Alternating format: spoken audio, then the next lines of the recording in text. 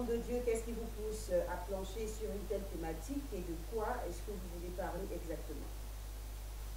Merci, madame. Mais je suis là non pour répondre à cet intervenant spiritualiste africain, promoteur, défenseur de l'animisme, surnommé Chocolat des filles, dont j'aime bien la tête et que j'apprécie beaucoup pour son franc-parler, son courage et son honnêteté idéologique, y compris même sa culture intellectuelle.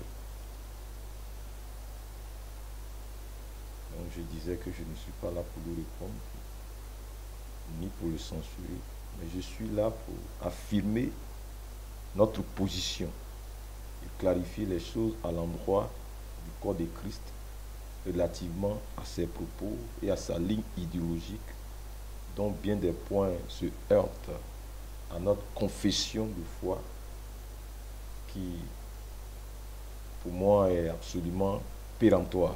Je veux dire que notre confession de foi est non négociable. Je suis à vous. Alors, homme de Dieu, quand vous dites nous, à qui faites-vous allusion? Une fédération, une église, une institution? Qui au juste? Dites-le nous. Mais madame, quand je parle de nous, je ne fais allusion à aucune fédération, ni à aucune dénomination, ni à aucune église locale de façon nommée. Je fais allusion à la grande famille de ceux-là qui partagent la foi en Jésus-Christ comme Seigneur et Sauveur, partout dans les nations et dans les continents. Je fais allusion en particulier à la grande famille des chrétiens, dits protestants, pentecôtistes, charismatiques et évangéliques. Ce grand ensemble-là, auquel j'appartiens et dont je partage la confession de foi et la ligne doctrinale au niveau biblique, théologique et éthique. Voilà, c'est de cette famille-là que je parle. Je suis à vous, c'est cela le nous là. Affaire Chocolat des filles, un homme de Dieu de Côte d'Ivoire charge. Il se fait remarquer depuis un certain temps sur les réseaux sociaux pour ses analyses pertinentes, ses propos percutants. On pourrait dire que c'est un activiste engagé qui dénonce avec véhémence des hérésies et autres dérives de certaines églises. Connues sous le pseudonyme Chocolat des filles, anciennement chrétien, il met le doigt sur des sujets comme le dépouillement financier des chrétiens, la manipulation psychologique et autres. Alors, le prophète Don Céleste Nabi, dans ce spécial Carmel, donc s'invite dans le débat avec le thème suivant, l'affaire Chocolat des filles, un homme de Dieu de Côte d'Ivoire charge. Alors, homme de Dieu, qui vous donne le mandat de faire ce que vous êtes en train de faire? Vous voulez que ce soit qui, madame? Mais c'est bien évidemment Dieu. Ça ne peut être que Dieu. Et j'entends par Dieu Jésus-Christ de Nazareth, l'homme de Galilée. C'est vrai que je suis pharmacien, mais là, ce n'est pas l'ordre des pharmaciens qui m'envoie. C'est vrai que je travaille dans une institution très respectée ici en Côte d'Ivoire, mais ce n'est pas non plus cette institution-là qui m'envoie. C'est vrai que j'appartiens à une communauté, mais ce n'est non plus cette communauté-là qui m'envoie. C'est vrai que je suis en contact avec des têtes de fédération, mais nul d'entre eux, de ces leaders-là, ne m'envoie. C'est vrai que j'ai des connexions avec des pasteurs à l'extérieur du continent, mais ce n'est nul de ces pasteurs-là qui m'envoie. Je viens là de la part de Jésus-Christ, par divers mandats divins, exactement comme le disent les Saintes Écritures bibliques, notamment en Hébreux 5, le verset 4 que je vais lire pour vous. Nul ne s'attribue cette dignité s'il n'est appelé de Dieu, comme le fut Aaron. Je tiens donc mon mandat du Tout-Puissant. Je suis à vous. Alors, homme de Dieu, est-ce que le nom du personnage en lui-même n'est pas gênant et ne vous gêne pas, vous, le chocolat des filles? Mais madame, pas du tout. Pourquoi cela me poserait problème? Quand ce sont les autres qui s'appellent Yves Mouton, Jean Maison, Guy Mollet, André Imbécile, Paul Lecon et autres, ça ne nous gêne pas. Mais quand c'est nous, les Africains, c'est gênant. Ce qui est gênant pour moi, madame, c'est plutôt les patronymes des autres peuples qu'on nous fait porter, dont nous nous enorgueillissons, je dirais, alors même que c'est la preuve d'un despotisme socio-culturel. C'est ça, là, moi, qui me gêne. Ça ne me gêne point son appellation. Maintenant, si ça vous gêne, alors vous allez devoir me faire grâce pour cette appellation qui pour moi ne me cause personnellement aucun problème. Il faut bien que j'adopte cette appellation pour les circonstances telles celle-ci, pour pouvoir me faire suivre. D'ailleurs, moi-même, vous me connaissez bien, vous connaissez toutes mes appellations. Le Cohen Gadol adore la poudrière, Djiginandui. Odoufa, ça c'est la tempête. Je suis fier de porter ce nom-là parce que ce sont des attributs qui parlent en Afrique. Alors, les appellations, vous savez, mesdames, ont une histoire et un sens. Pour nous, Africains en particulier, pour tous les autres peuples, d'ailleurs même, je le dis. Et puis, élevons le débat. Quittons le prosaïque et la distraction. Le débat ne concerne ni les patronymes, ni les pseudonymes, ni le vestimentaire, ni l'anneau que j'ai au doigt, ni la coiffe que je porte, ni les apparats, encore moins les apparences. Le débat, il est plus sérieux que ça. Il ne faut pas faire digression pour masquer notre incompétence. Voilà. Le débat, il est doctrinal, il est géopolitique, il est sociologique. Voilà. Je suis prêt à coucher, mesdames. Ne me perdez pas le temps, s'il vous plaît. Alors, éminent serviteur de Christ, qu'est-ce qui vous fait sortir aujourd'hui de vous-même parce que vous êtes très discret et puis surtout, vous n'avez pas l'habitude de citer vos contemporains. Alors, qu'est-ce qui vous amène aujourd'hui à sortir de vous-même? Non, madame, je ne suis point sorti de moi-même. Je reste égal à moi-même et par la grâce de Jésus-Christ, il en sera ainsi jusqu'à la fin de mes nombreux jours que le très haut m'accordera. Tant pis pour les sorciers, tant pis pour les aigris et les jaloux. Je ne m'écarte point, madame, de ma ligne éthique et déontologique. Je ne suis pas sorti de mon lit. Je ne suis que dans la droite ligne du travail des réformes que nous sommes en train de faire depuis quelques années sur le terrain, sur les réseaux sociaux, sur les chaînes télé, radio, de façon méticuleuse et bien organisée, comme cela s'il y a des gens engagés dans l'accomplissement d'une vision. Voilà. Vous n'êtes pas sans ignorer que ce sont les tombeaux vides qui, aidez-moi, qui font du bruit. Ce sont les pièces de monnaie qui elles aussi font du bruit. Oui. Ce sont les pop-corn qui gesticulent dans la poêle pour se retrouver ensuite au lieu secret.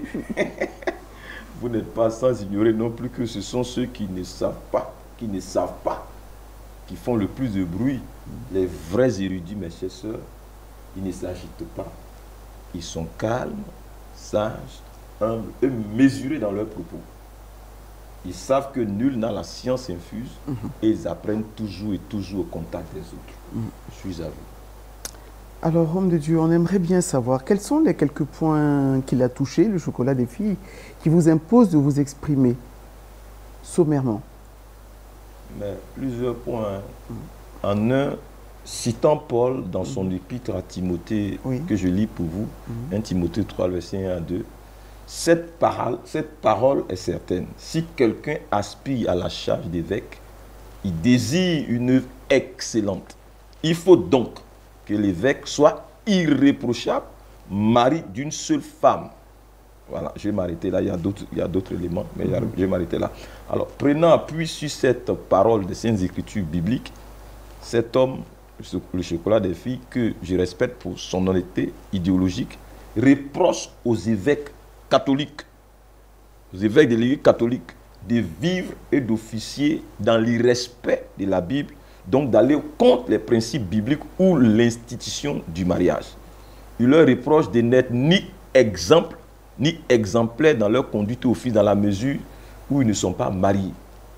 Il a également, prenant appui sur tout ce texte-là, magnifié nos croyances ancestrales africaines tout en réprouvant le christianisme, traitant le Dieu de la Bible d'avoir menti par au moins 2 fois, clamant que le christianisme ne sert point aux Africains, que c'est un montage de l'Occident, un instrument de manipulation et autres. Il a ensuite chargé la Bible elle-même, disant que c'est un livre truffé de contradictions et qui ne vaut vraiment rien. Il n'a point épargné les auteurs de la Bible, traitant certains d'entre eux d'imposteurs. C'est notamment le cas de Moché, à qui, dit-il, on attribue tout le Pentateuque alors qu'il est mort avant la fin du Pentateuque. C'est ce qu'il dit. Il a contesté à certains auteurs de la Bible la paternité donc de leur écrit, affirmant que la Bible a été écrite par Esdras et disant que des livres faisant partie du canon ont été expressément retirés, notamment le 1 et 2 Maccabées. Avant de sceller le tout par un magnificat fait à l'animisme qui qualifie de croyance qui sied aux Africains, il n'a pas épargné notre Seigneur Jésus-Christ lui-même, qu'il a traité de ni religieux ni politique, mais des spiritualistes animistes. Tels sont ses propos. Je pense que Tanguy Dodo va nous le flasher. Il n'a pas manqué de souligner qu'il connaît la Bible plus que tous les pasteurs de l'Afrique, qu'il met d'ailleurs au défi. Vous voyez donc qu'il tient des propos assez dévastateurs pour la foi chrétienne. Il est en train de franchir dans notre ère un pas que personne d'autre n'avait franchi ou osé franchir avant lui. Et ça, je ne puis ne pas réagir en tant que ministre de l'Évangile, ambassadeur de Jésus-Christ.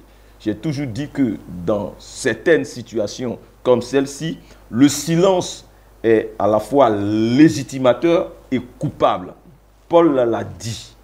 Si j'annonce l'Évangile, ce n'est pas pour moi un sujet de gloire, car la nécessité m'en est imposée.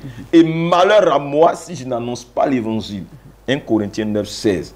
C'est là ce qu'a dit Paul. Moi, je vous dirais, malheur à moi si je me tais pour que triomphe la confusion dans les esprits.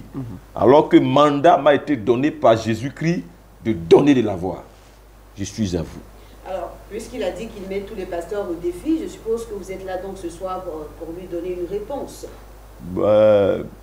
Pas dans ce sens. Pas dans ce sens. Alors, pourquoi une réponse? Est-ce que c'est une réplique? C'est une prise de responsabilité? C'est de la belligérance? Un cost-to-cost, c'est quoi exactement? Nul de toutes ces choses-là.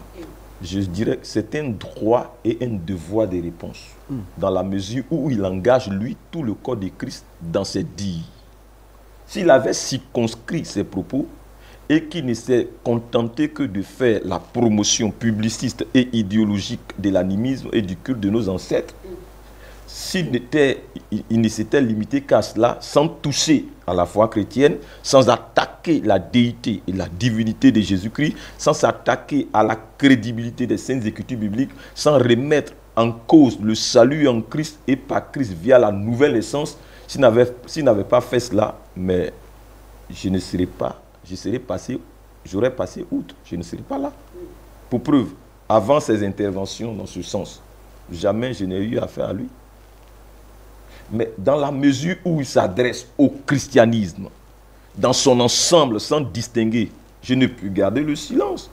Mes précisions, mes chers sœurs, je n'interviens pas pour tenir des propos orduriers, injurieux, méprisants, vindicatifs, agressifs et autres. Pas du tout. Mon éducation ne me permet pas certaines choses. Je suis un intello.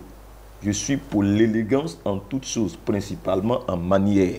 Il est vrai que j'ai fait la rue, que j'adorais la violence et la bagarre, et que j'ai dégainé très facilement, mais Jésus est venu à moi.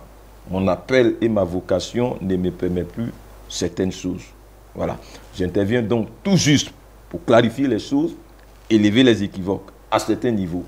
Je n'interviens pour défendre personne, mais pour défendre la foi chrétienne biblique authentique que je considère être en train d'être mal présentée, travestie, écorchée, diabolisée, agressée, vilipendée et discréditée. Je ne viens pas en belligérant, mais en défenseur de la foi chrétienne biblique authentique que je trouve être écorchée et être livré à la vindicte populaire au grand bénéfice de l'animisme. Voilà la raison pour laquelle je suis là. Je suis à vous. D'accord. Alors, nous irons tout de suite, bien entendu, dans le vif de notre sujet, homme de Dieu. Mais pour l'heure, est-ce pour réfuter les opinions de cet homme que vous êtes là? Véritablement, dites-nous. Madame, ce frère africain-là, vous savez, il n'est pas porteur d'opinion. Il est porteur de vision. Et il le dit très clairement lui-même. Il dit qu'il a une mission à laquelle il s'en tient. Et il assume. Ça, c'est d'un. Maintenant, de deux.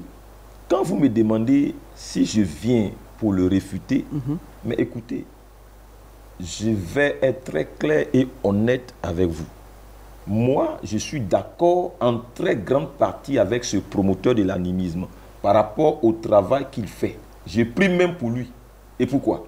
mais parce que je le trouve plus honnête, instruit, sinon cultivé, et même beaucoup plus courageux que beaucoup des nôtres qui se disent être habités par Dieu.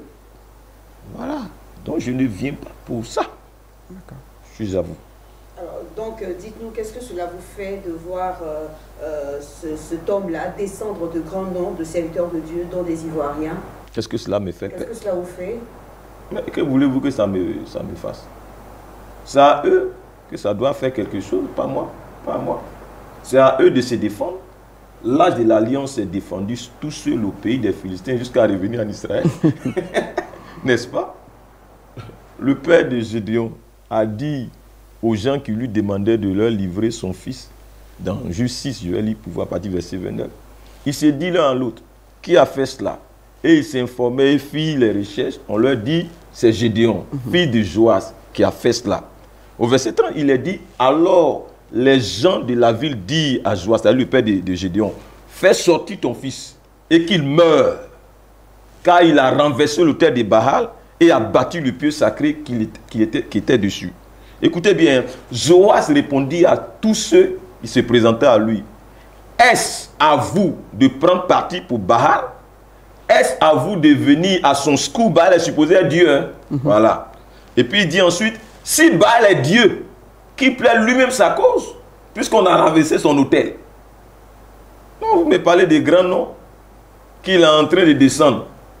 Mais moi, je ne suis défenseur d'aucun nom. Aucun autre nom que celui de Jésus-Christ. Je ne suis défenseur d'aucun autre nom. Aucun nom d'homme. Et puis, qui vous dit que ceux que vous dites qui descendent là sont vraiment debout? Qui vous a dit ça? Je suis à vous. Alors, homme de Dieu, vous ne défendez pas donc ces personnes-là. Absolument pas. Mais vous paraissez comme ça au grand public à la face des nations pour réfuter des Africains qui très certainement sont animés de très bonnes intentions. Est-ce que c'est mesuré de votre part? Est-ce que vous vous rendez compte de la portée de vos propos ou de vos pensées? Madame, en un, je suis un prophète.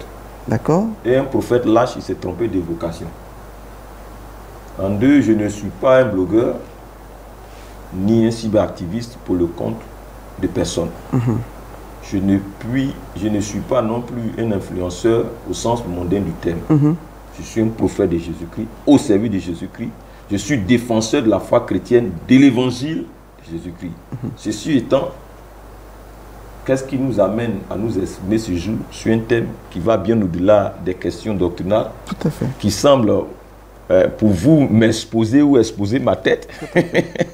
Qu'est-ce qui me pousse à me prononcer ce jour? Mais, madame, je vous dirais que deux choses. De un, c'est tout sauf la conquête des vues, des likes et des j'aime, afin de gonfler mon ego. J'ai plus sérieux à faire que ça. Nous ne sommes pas là pour une soif de célébrité, ni pour une fin de visibilité. Nous savons ce que derrière cela coûte. De deux, pour nous, il est question de clarifier les choses, nuancer les choses, pour que les uns et les autres puissent faire la part des choses et ne pas se laisser aller à la phobie et à l'aversion de la foi contre la foi chrétienne qui n'a rien à voir avec toutes ces idéologies lucifériennes présumées chrétiennes mises au compte du christianisme à travers ces structures-là qui ne sont rien d'autre que des sectes pernicieuses pseudo-chrétiennes. Mais nous sommes là, surtout et surtout, sur ce plateau, pour affirmer la dignité de la foi, la crédibilité, la fiabilité et la véracité des saintes écritures bibliques, de la foi chrétienne biblique authentique. Nous sommes venus affirmer le Christ au-delà des questions du christianisme en tant que religion. Nous sommes venus affirmer le Christ et nous parlerons avec preuve à l'appui. Je suis à vous. On en viendra donc point par point, mais avant, est-ce que vous n'êtes pas en train de déroger à votre ligne sacerdotale et de ne pas donc vous engager dans tous les débats? Je n'ai jamais dit, madame, que je ne prendrai pas part à des débats. J'ai dit deux choses.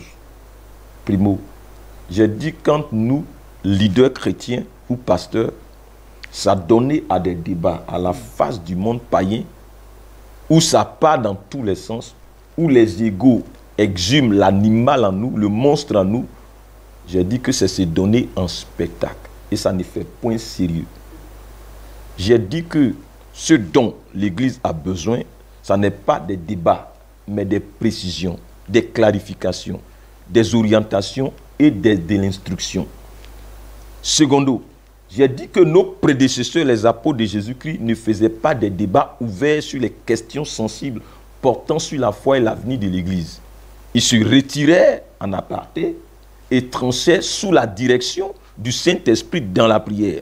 On l'a vu avec le dossier Corneille et également avec le dossier de la circoncision. Je peux même lire pour vous, à titre de preuve. Nous sommes là en acte 15.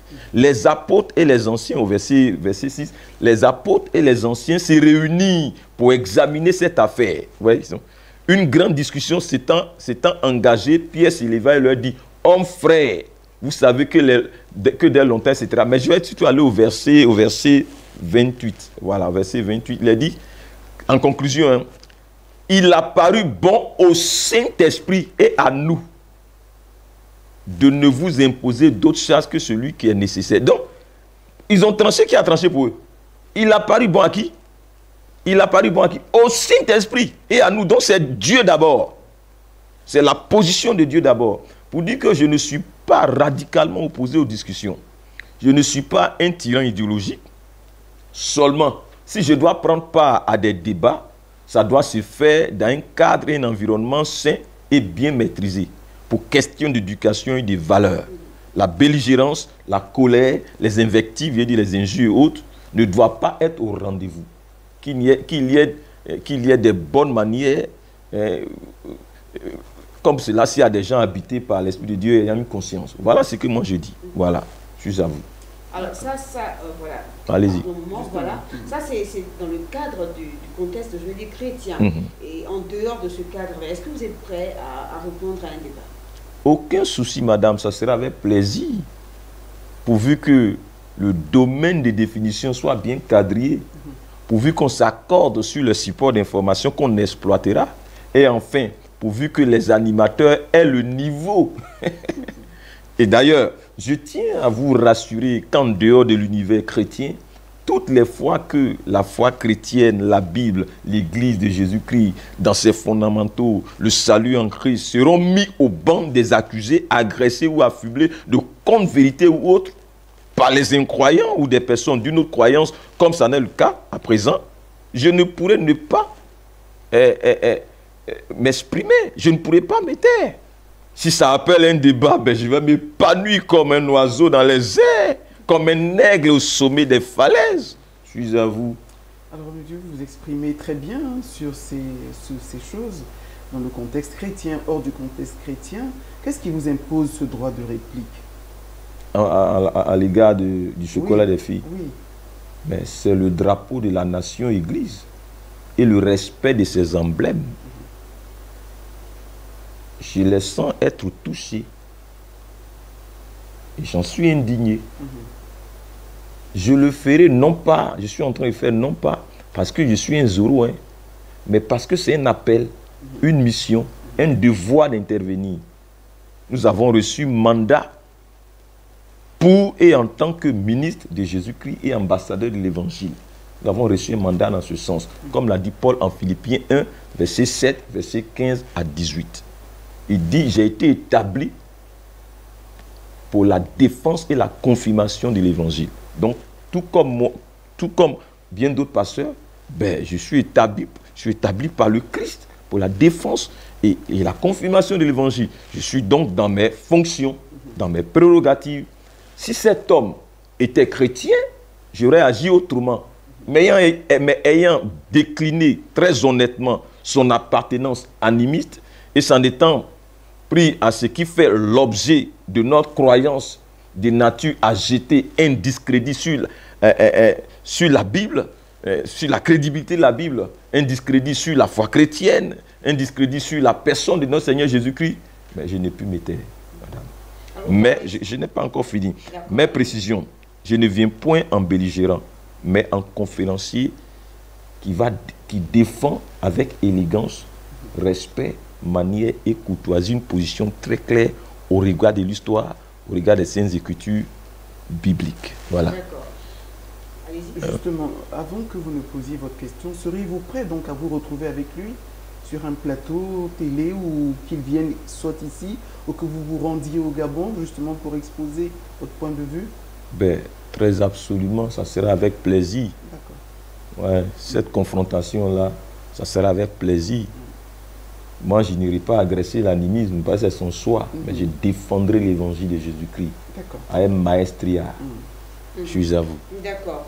Alors, quels sont les points que le chocolat des filles a touchés et qui justifient aujourd'hui votre sortie? Alors, madame, cet homme a touché beaucoup de points pour lesquels, je dis, en fait, il y a des points pour lesquels il n'y a rien à dire, mais des points pour lesquels il y a des ambiguïtés, des coquilles à mettre en lumière afin de lever les équivoques et clarifier les choses. Mais avant même d'en venir à ces points, je voudrais faire remarquer que sa sortie est très louable. Sa sortie est très louable. Oui, je le dis et j'assume. Du coup, vous semblez donc cautionner cet homme relativement donc, au package de ses dires, disant qu'il y a de bonnes choses, n'est-ce pas, à y prendre et d'autres à rejeter. Est-ce qu'une telle approche venant d'un homme comme vous n'est pas préjudiciable, on va dire, à l'Église, quand on sait que c'est là ce que Ève a fait dans le jardin face au serpent et qui lui a coûté hier et qui coûte même aujourd'hui encore à toute l'humanité?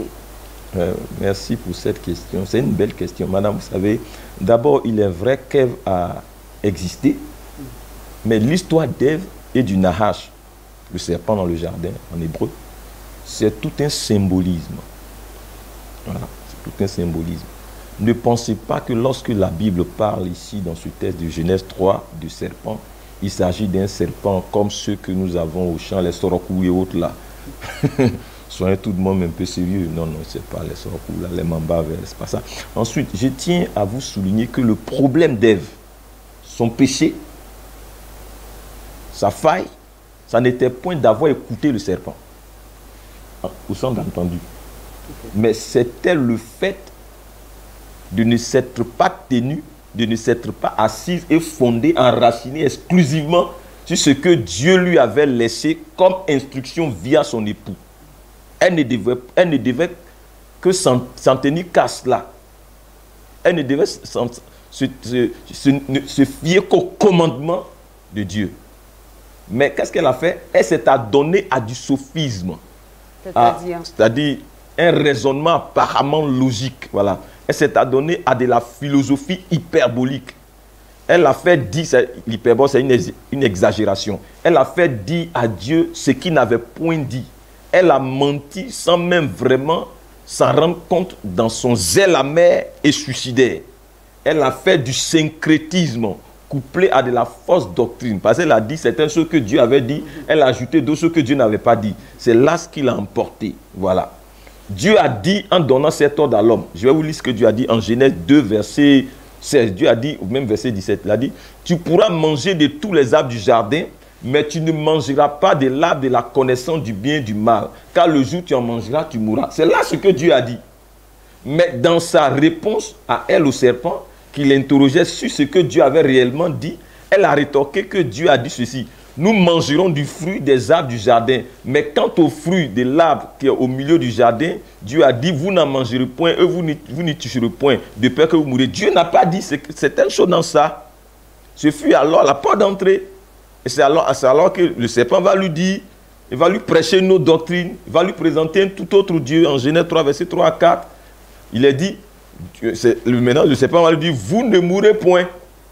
Mais Dieu sait que le jour où vous en mangerez, vos yeux s'ouvriront et que vous serez comme des dieux, connaissant le bien et le mal. Vous voyez, c'est elle qui a ouvert la porte. Je ne suis donc pas en train d'encourager le syncrétisme en reconnaissant en les propos de cet homme-là ce qui est juste et ce qui ne l'est pas. Non, je suis simplement en train de faire une dissection en vue d'un diagnostic différentiel pour permettre aux chrétiens d'affiner davantage leur discernement. Je suis en train d'exposer aux chrétiens, bien sûr, sur les clés du diagnostic différentiel.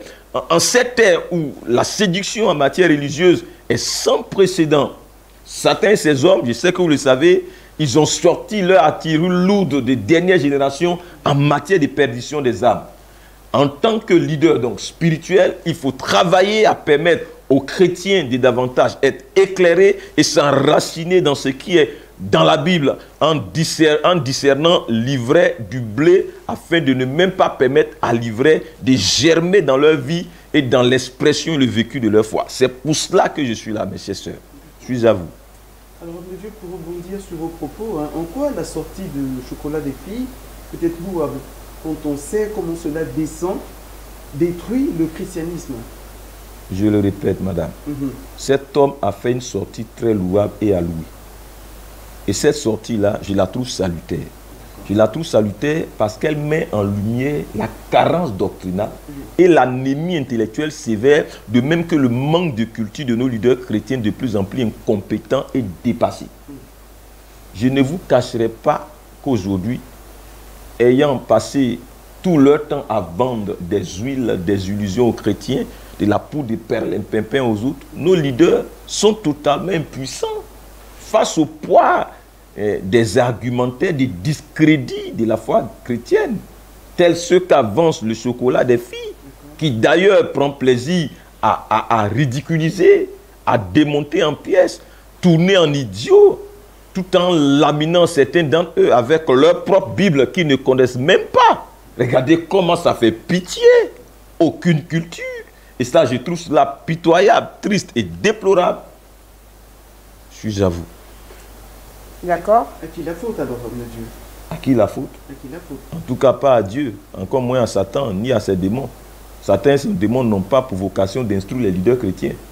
Je pense très personnellement que cette affaire de Dieu, je dirais, qui est devenue un business, ben, c'est ça qui entraîne tout ça là. Aujourd'hui, les gens ne trouvent plus la nécessité de travailler très sérieusement. La vérité, madame, est que la médiocrité a été institutionnalisée dans nos rangs et dans notre corporation. Des docteurs en théologie sans thèse, mais ça ne fait pas sérieux. Des maîtrises sans mémoire, ben que c'est ridicule. Des doctorats honoraires avec lesquels on porte des titres, ben, c'est du faux usage de faux, des titres pompeux et ronflants. Tout ça là, ben, ça fait honte. Ça ne fait point sérieux. Vous voyez, ça a enlevé à la chose sacerdotale son crédit et sa magnificence. Vous pouvez demander à qui la faute? Ben, c'est aux pasteurs la faute. C'est aux églises la faute. C'est aux chrétiens la faute. Écoutez, nous avons eu d'exhorter les pasteurs et leaders à la formation. Durant ces dernières années, nous n'avons fait que sonner l'alarme et lancer l'alerte quant à l'impératif d'une formation de qualité pour les ministres des Saintes Écritures bibliques. Mais que, hélas, ils ont décidé de désacraliser les Saintes Écritures et de sacraliser la médiocrité. Voilà alors que ça leur tombe au visage, ça leur attrape aujourd'hui là. Ils sont tout ridicules, ils sont tout penauds. Vous voyez, quand l'Église se spécialise dans la médiocrité intellectuelle et dans une anémie sévère en érudition, et qu'elle a en face des personnes telles que Kalala Omotunde et autres, dont la position vis-à-vis de la foi chrétienne et de Jésus-Christ est claire, comprenez que ça donne ce que ça donne, la honte et la confusion. Je sais que face à leur Goliath, qui leur lance un défi très clair, ils vont faire digression et préférer s'en prendre à moi. Comme d'habitude, écoutez, ils vont attaquer mon chapeau. Hein. Ils vont attaquer ensuite mon anneau qui est là. Ils vont attaquer ce que je porte, tout le vestimentaire, sauf le gars qui est là, sauf le chocolat, sauf qu'il les met au défi là. Hein. Plutôt que d'exposer sur les allégations et positions problématiques que cet homme avance contre l'Église, ils vont lâchement et impuissamment essayer de me faire la peau. Ça fait honte. Allez-y le confronter. Il vous attend. Il dit que Jésus-Christ n'est point Dieu, que tous les pasteurs sont des ignares et que le Dieu de la Bible a menti, pas moins de 2 fois. Allez-y le réfuter. Venez faire la lumière de ces choses-là. Vous les bishops et archbishops, vous les grands porteurs de titres, il vous attend. Il attaque votre foi et les fondements de votre foi. Allez-y, il vous attend. Je suis à vous. Alors, prophète, on le sait, vous êtes très respecté au niveau national et même international, conférencier émérite, apologète, exégète. Alors, vous êtes en train comme d'applaudir, n'est-ce pas, un promoteur de l'animisme et de légitimer l'idolâtrie. C'est quand même assez grave, homme de Dieu, sous prétexte que les hommes de Dieu donc, ne sont pas formés et qu'il est en train d'exposer la carence doctrinale de certains pasteurs. Écoutez, moi, cet homme-là, c'est un ambassadeur des esprits qui est fier et digne, qui fait correctement, efficacement son travail. Il est fier par rapport à... De son côté, on le trouve. Il est fier là-bas. Le problème, Madame Wali, n'est point chez lui, mais chez nous. Dans nos rangs de chrétiens, surtout protestants. Sinon, je vous le répète, je le trouve honnête, rationnel, conséquent envers lui-même et cohérent. Bon, écoutez, on a dit en tant que chrétien qu'on a quitté l'idolâtrie, qu'on a abandonné l'animisme et qu'on adore Jésus-Christ. C'est ce qu'on a dit hier. Maintenant, si on doit venir pratiquer l'animisme dans le contexte de l'Église, je trouve que non seulement il y a contradiction, il y a confusion, il y a syncrétisme, il y a fornication, il y a parjure, il y a abjuration, il y a apostasie, mais puis il y a hypocrisie. Mes mots sont pesés.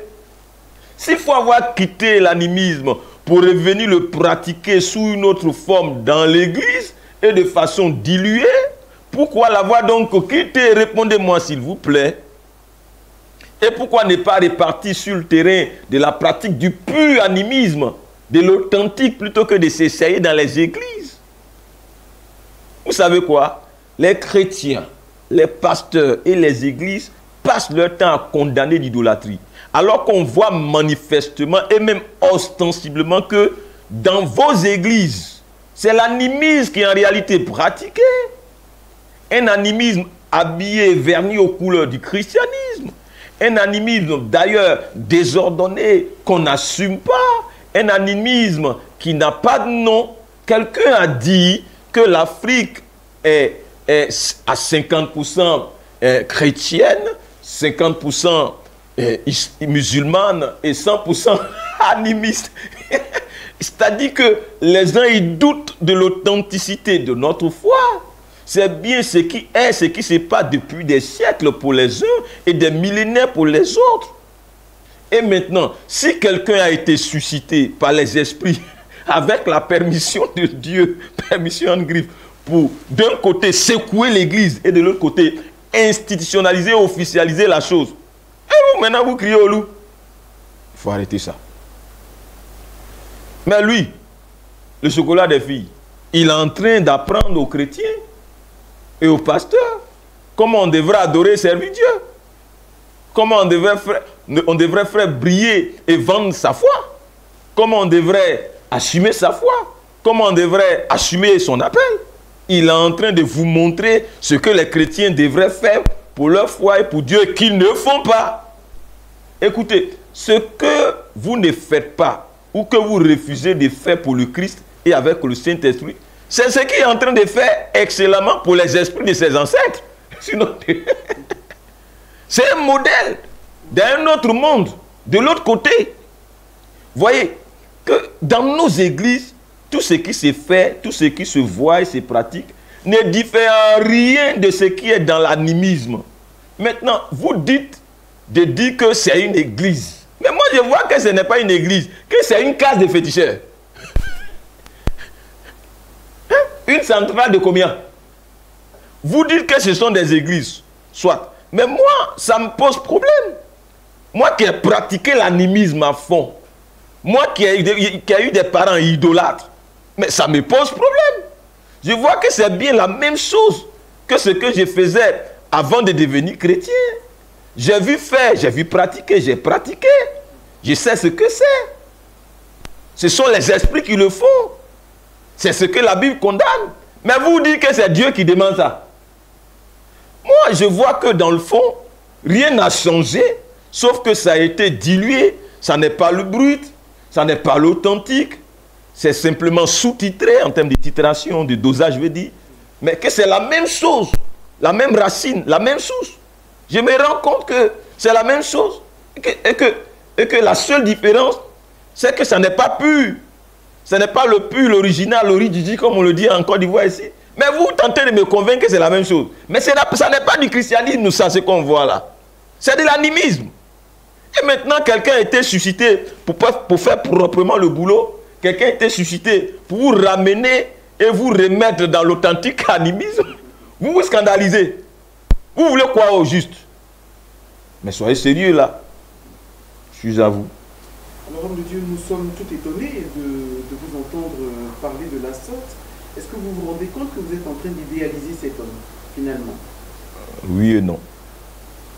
Oui pour les idiots et non pour ceux qui ont de la substance et de la matière et qui comprennent le langage de l'ironie et de la satire, qui comprennent que cet homme est en train de faire un travail remarquable et efficace pour les esprits contre la foi chrétienne aux grandes dames de la Bible.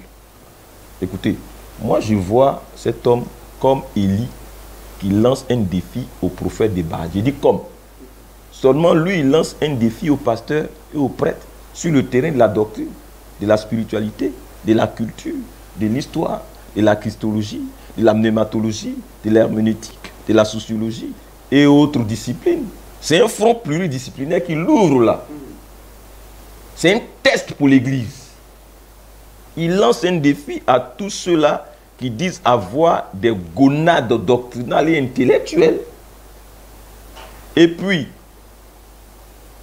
je peux vous garantir que cet homme est révélateur de la carence et de l'anémie doctrinale et intellectuelle de nos hommes et prétendus compagnons. Ouais. Ouais. Il a paru pour mettre à nu la constipation intellectuelle et doctrinale qui ronge et prévaut dans nos rangs de ministres de l'Évangile. Je vois également cet homme comme Josué qui dans sa vieillesse va dire: si vous ne trouvez pas bon de servir l'Éternel, choisissez aujourd'hui qui vous voulez servir, ou les dieux que servent vos pères au-delà du fleuve, ou les dieux des Amoréens dans le pays desquels vous habitez. Moi et ma maison, nous servirons l'Éternel. Ça, nous sommes en Josué 24, à partir du verset 15. Donc, il est là pour que chacun choisisse son camp. Voilà. Voilà, il est là. Le peuple d'hier, du temps de Josué, a répondu: loin de nous la pensée d'abandonner l'Éternel, de servir d'autres dieux. Aujourd'hui, cet homme vous dit: au lieu de servir les dieux de nos ancêtres dans vos églises, au nom de Jésus-Christ, sortez des églises et venez avec nous. Nous allons servir les dieux de nos ancêtres ensemble en dehors de l'église, d'un cadre dédié à cela. Il attend votre réponse. Dieu lui-même attend votre réponse. Chrétiens et pasteurs, bishop et archibishop, ils attendent votre réponse. Nous attendons la réponse de l'église, des chrétiens vacillants, des pasteurs ambivalents et des églises oscillantes. Nous sommes à un carrefour où nous sommes appelés à faire un choix entre l'animisme ancestral et la foi chrétienne biblique authentique. Plutôt que de faire des choix secrets infructueux, la possibilité ou l'occasion vous est donnée de faire un choix clair et ouvert en toute transparence. C'est une option de bonne gouvernance en matière de croyance et de spiritualité qui s'offre à nous. Je pense que c'est vraiment une occasion en or qu'il ne faut pas rater. Mais je ne vous impose aucun choix. L'ère de la démocratie religieuse a sonné. Et je pense qu'après lui, les satanistes aussi vont sortir et lui emboîter le pas. Je suis à vous. Diriez-vous qu'il y a un test pour l'Église? Mais c'est évident. Voilà, c'est évident. Ça montre le poids des pasteurs. Ça montre le vrai poids de nos pasteurs. Le vrai niveau. Je suis à vous. Alors, homme de Dieu, est-ce que vos propos ne risqueraient pas de scandaliser plus d'un et vous faire perdre votre respectabilité? Parce que là, vous semblez cautionner, vous semblez donc légitimer l'idolâtrie. On sait que vous êtes pour la réforme, mais quand même, vous n'allez pas aider, n'est-ce pas, le chocolat des filles, n'est-ce pas, à descendre toute l'Église. Madame, l'un des problèmes de l'Afrique, sinon des Africains, l'un des facteurs du sous-développement de notre continent, c'est l'indiscipline et le désordre, l'hypocrisie, le faux et le mensonge. Écoutez, voulez-vous que je sois contre cet homme? Mais le type, il dit qu'il va ouvrir des centres, des écoles de communion d'animisme, de féticheurs et autres. Mais vous ne voyez pas qu'il nous aide à canaliser tout ce groupe-là? Au moins on sait où ils sont maintenant. Il nous rend service. Voilà, je suis à vous. Et en quoi est-ce qu'il aide l'Église, cet homme? Il aide et les églises et les États. Écoutez, je m'explique. S'il réussit à bâtir des écoles, des lycées, universités de pratiques ancestrales, des communes et autres, en dehors des églises, mais s'il réussit, il réussit à isoler, mais les choses n'iront plus dans tous les sens et de façon diffuse au point de voir l'idolâtrie être pratiquée dans les églises et les pasteurs le font. Lui, il dit, au lieu que ça ne se passe dans l'église là, ça sera du lieu, ça ne sera pas le temps. Quittez là, moi-même, je vais construire des centres, vous serez là-bas. Vous serez plus efficace. Donc, il aide. Il les canalise. Dans ces conditions-là, mais on saura qui est pasteur, qui est commun, qui est église, qui est centre de commun. Ça n'est pas mieux. Ça n'est pas ça aussi de la réforme. Ne voyez-vous pas que s'il réussit,